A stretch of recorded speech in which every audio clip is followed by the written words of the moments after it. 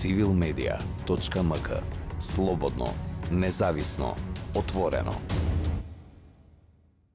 Ние денеска дојдовме да се видиме во Кочани со нашите наблюдувачи. Како наблюдувачка на Цивил, дали можеш да ни кажеш твојата оценка за целокупниот изборен процес за локалните избори што се одржаа минатиот месец? Изборниот ден помина добро, со мали исто така нерегуларности. Јас како наблюдувач посетив неколку избирачки места во Кочани и во околината од Кочани.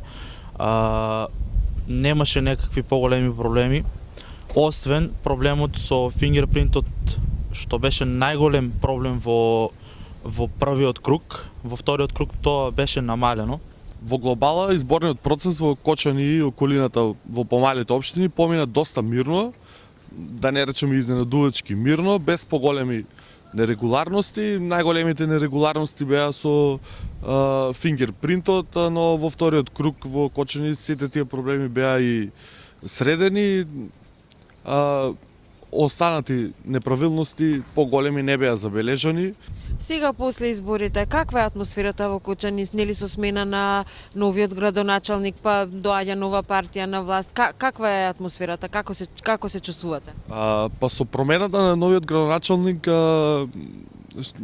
што атмосферата некако е изненадувачка, пошто не се очекуваше таков резултат. Веднаш почнаа проблеми во Советот со некои советнички прашања за некои сметки, плюс обични кавги меѓу опозиција и позиција.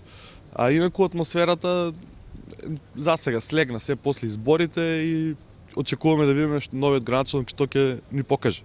Се надеваме дека ќе биде се во најдобар ред. После изборите, каква е атмосферата во Кочани? Па атмосферата за сега е добра, но имаме информации дека уште е тај партиска определеност према луѓето кои кога доваѓаат едни на власт, другите си заминуваат, па кога доваѓа друга партија, па тие другите си заминуваат и така. Значи сметате дека ќе има можност од промена на работни места според Да, според партиска определеност. civilmedia.mk. Слободно, независно, отворено.